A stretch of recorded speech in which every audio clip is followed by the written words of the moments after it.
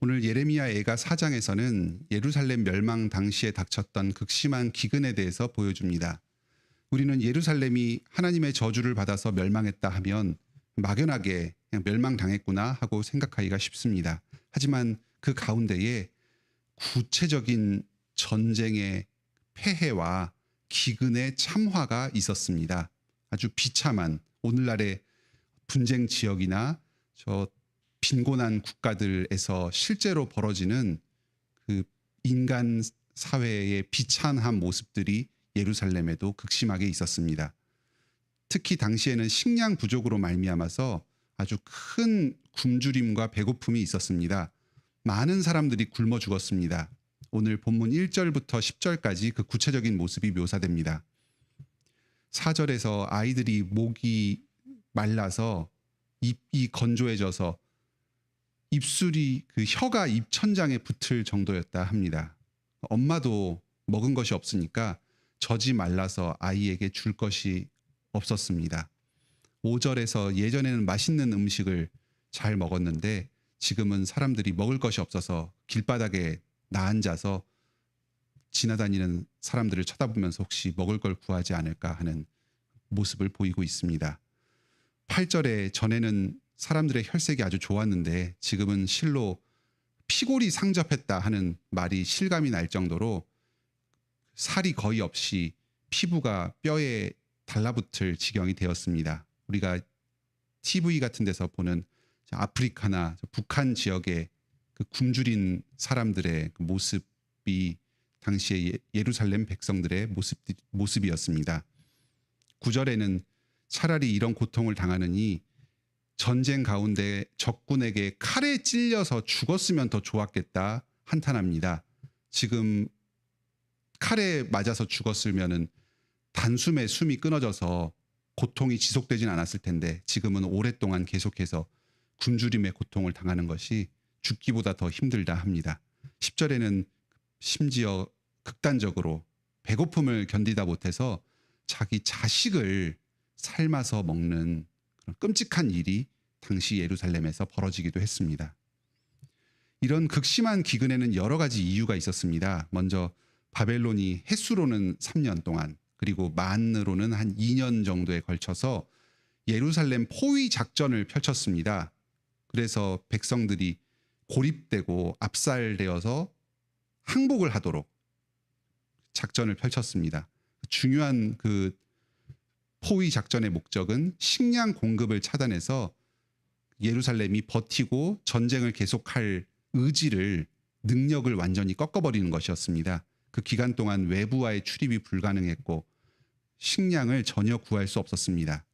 다음으로는 바벨론이 전쟁의 과정에서 예루살렘을 완전히 파괴해버렸습니다. 모든 집들, 가축들을 파괴하고 약탈했습니다. 남자들은 전쟁의 과정에서 대부분 죽었기 때문에 실제로 농사를 수행할 인력도 없었습니다. 전쟁이 끝난 이후에 농사를 다시 시작하고 싶어도 그 생산의 기반이 철저하게 파괴된 상황이었습니다. 셋째로 다른 나라들로부터 식량을 구하기가 힘들었습니다. 자국에서 식량이 없으면 무역을 통해서라도 식량을 얻을 수가 있어야 되는데 그 외국의 상인들이 지금 예루살렘이 처한 그 곤궁한 상황을 이용해서 아주 폭리를 취해서 엄청난 금액의 돈을 요구하고 그 식량을 팔았습니다. 그러니까 충분한 식량을 도저히 구할 수가 없었습니다. 마지막으로 이런 여러 가지 현실적인 이유의 배경에 하나님의 진노와 저주가 있었습니다. 하나님께서 저주하셔서 기근을 주셨습니다. 그래서 어떠한 방법을 강구하더라도 이들이 충분한 식량을 구하지 못하도록 그 길을 다 막아버리셨습니다. 농사를 지어도 소산이 제대로 맺히지 않았습니다. 이 기근을 주신 분, 굶주림을 주시고 예루살렘 백성들을 이런 비참한 죽음에 몰아넣으신 분은 바로 다름 아닌 하나님이셨습니다. 11절부터 20절에서는 예루살렘이 자기들이 기근에 처하게 된 이 비참함의 원인이 된 스스로의 죄를 두 가지로 고백합니다. 먼저 첫째로 선지자들과 제사장의 죄였습니다. 거짓된 복음을 전하고 참된 선지자를 핍박하였습니다. 그들을 죽여서 그 피로 자신의 옷을 더럽혔습니다. 이것에 대해서 하나님께서 진노하십니다. 이들의 잘못으로 말미암아서 예루살렘을 멸망시켰습니다. 또 이 선지자들, 제사장들, 장로들도 백성들을 잘못 인도한 죄를 물어서 그들을 비참함 가운데 놓으셨고 더 이상 사람들의 존경을 받지 못하도록 하셨습니다. 가는 곳마다 따돌림을 당하고 배척당했습니다. 심지어는 이방 나라로 망명을 하려고 해도 그 나라 사람들도 이 지도자들을 받아주지 않았습니다. 오늘날에도 하나님께서는 복음을 왜곡하고 참된 하나님의 말씀 전하는 자들을 탄압하는 사람들을 아주 미워하시고 진노하십니다. 그들을 반드시 멸하실 것입니다. 둘째는 다른 나라들과 왕들을 헛되게 의지하는 모습을 보였습니다. 바벨론을 견제하기 위해서 아수르와 애굽을 이용했습니다. 또 그리고 국제적인 조약, 외교의 일을 앞장서서 행할 자기 나라의 왕들을 의지했습니다. 저 왕이 외국과 군사조약을 맺어서 우리를 살릴 것이다 하면서 인간 어떤 왕과 외국의 세력을 하나님처럼 높이고 의지하는 죄를 지었습니다. 이런 모습들, 하나님보다 인간을 더 의지하고 그 세력에 기대서 자기의 안전을 도모하려는 것 자체가 우상 숭배의 죄였습니다. 그들이 섬기는 우상을 의지한 것입니다. 오늘날에도 우리가 이런 어리석음에 빠지지 맙시다. 우리의 어떤 큰 안전의 위협이 생겼을 때에 인간적인 방법을 동원하여 살 길을 찾으려 하지 맙시다. 그보다도 하나님을 기도하고 부르짖으면서 주님을 의지해서 주님의 뜻에 합당하게 우리의 일들을 해결해 나가도록 합시다. 마지막 21절로 22절에서는 구원의 소망을 노래합니다. 예루살렘이 멸망할 때 거기에 협력했던, 그래서 예루살렘을 큰 화를 끌어들였던 그 에돔을 심판해 주시기를 구합니다. 아마 그 에돔이 이스라엘 남쪽 지방, 광야 지방에 살던 유목 민족이었는데 이 자들이 예루살렘 멸망을 전후로 해서 실제적인 큰 피해를 입혔던 것 같습니다. 예루살렘을 약탈하기도 하였고 또 식량을 팔 때 아주 비싼 값을 요구해서 식량을 팔기도 했던 것 같습니다. 이런 예루살렘의 원수인 에돔을 멸망하시는 것은 예루살렘이 이제 구원받았다 하는 그 표시가 됩니다. 예루살렘을 구원하고 회복하시기 때문에 그 과정에서 이들을 방해하고 핍박했던 대적들을 물리치시는 것입니다. 자신들의 구원을 소망하면서 원수를 심판해 주시기를 구하면서 시를 마치고 있습니다. 오늘 이 말씀을 통해서 우리들에게 중요한 교훈을 가르쳐 주십니다. 먼저 예루살렘에 내리신 기근을 보면서 우리가 오늘 하루 물질적으로 공급받으면서 생활하는 것이 아주 충분하지는 않더라도 주님께서 우리에게 베풀어 주신 큰 은혜라는 걸 깨닫게 됩니다. 우리가 매일매일의 양식을 먹고 하루하루를 살아갈 물질적인 공급을 받는 것이 당연한 것이 아닙니다. 하나님께서 우리를 복 주시고 은혜를 베풀어 주셔서 사회를 유지시켜 주시고 우리의 삶을 붙들어 주시는 것입니다.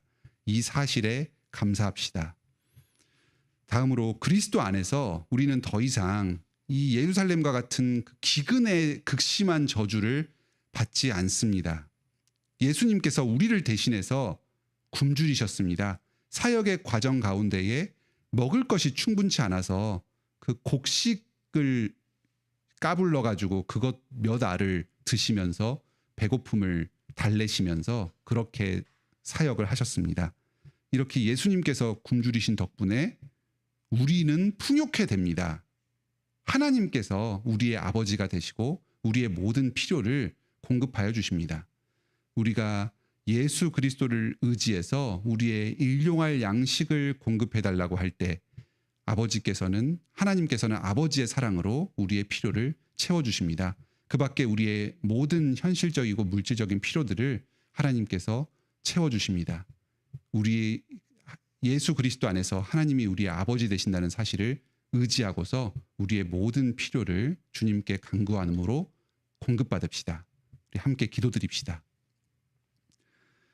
하늘에 계신 우리 아버지 감사드립니다. 오늘도 예레미야 애가 4장 말씀을 통해서 저희가 오늘날 누리고 있는 이 물질적 축복이 하나님의 큰 은혜의 선물임을 깨닫게 하시며 자족으로 나아가게 하시니 감사드립니다. 주님께서 우리의 모든 죄를 용서해 주시면서 더 이상 우리에게 기근의 저주를 없이 하여 주셨습니다. 하나님께서 우리의 아버지가 되시고 우리의 모든 필요를 다 들으십니다. 저희가 경제적인 어려움, 물질적인 어려움을 당할 때에 담대하게 예수 그리스도를 의지하여서 하나님 아버지께 부르짖게 하여 주시옵소서. 하나님께서 저희의 기도를 들으시고 저희의 모든 필요를 채워주실 것을 확신하면서 안정된 가운데 감사와 기쁨으로 세상을 살아가게 하여 주시옵소서. 오늘 하루도 저희의 모든 일용할 양식을 공급하여 주시옵소서. 지금도 이 땅 가운데 기근과 가난 가운데 시달리고 있는 많은 사람들이 있습니다. 이 지구상에 임한 죄와 비참이 그 그림자를 드리워서 세계 곳곳에 물질이 균등하게 배분되지 못하고 기본적인 필요를 충족하지 못하여서 죽어가는 사람들이 많습니다. 주님, 이 세상의 이 비참을 어서 빨리 끝내주시고 모든 사람들이 주님 안에서 풍족하게 생명을 누릴 수 있도록 도와주시옵소서. 정치가들에게 지혜를 주셔서 사회의 물질이 또 국제적으로 물질이 균등하게 풍족하게 배분될 수 있도록 방법을 강구하여 주시옵소서. 모든 사람들이 구원의 은혜를 누림으로 주님 안에서 모든 필요를 충족하게 하여 주시옵소서. 하지만 우리 인간의 노력으로는 이 땅의 여러 죄악들과 비참함들을 완전히 끝낼 수 없습니다. 주님, 어서 빨리 다시 오시옵소서. 이 땅의 모든 비참함, 굶주림을 다 끝내주시고 참 평화와 풍요의 나라를 이 땅 가운데 열어 주시옵소서. 우리 관악교회 성도들 중에서도 여러 물질적인 필요, 현실적인 필요로 인해서 고통받는 성도들이 있습니다. 주님, 불쌍히 여겨주시고 저희의 기도를 들어주시옵소서. 채워주시고 예배를 드리고 자기의 사명을 감당하는 데 필요한 모든 기반을 허락하여 주시옵소서. 그 밖에 저희가 당하는 여러 어려움들, 필요들을 주님께 구합니다. 건강이 좋지 않은 성도들 붙들어 주시어서 건강을 어서 빨리 회복하여 주시옵소서. 암투병 중인 성도와 그 가족들, 또 노환으로 인해서 아픈 성도들, 지병으로 인해서 고통 중인 성도들, 주님 그 아픔을 불쌍히 여겨주시고 회복시켜 주시옵소서. 마음이 어려운 성도들 있습니다. 짓눌린 성도들, 계속해서 부정적인 감정이 드는 성도들 있사오니 주님 그 마음을 위로하여 주시고 주님 안에서 참 소망과 기쁨으로 회복시켜 주시옵소서. 인생을 의욕적으로 힘있게 살아갈 능력을 공급하여 주시옵소서. 그 밖에 우리의 모든 필요를 주님께 구할 때에 예수 그리스도 안에서 넉넉하게 채워 주시옵소서. 오늘도 저희의 모든 삶을 통해 주님께 영광 돌리길 원합니다. 예수님의 이름으로 기도드립니다. 아멘. 오늘도 은혜로운 기도 시간 되시길 바랍니다.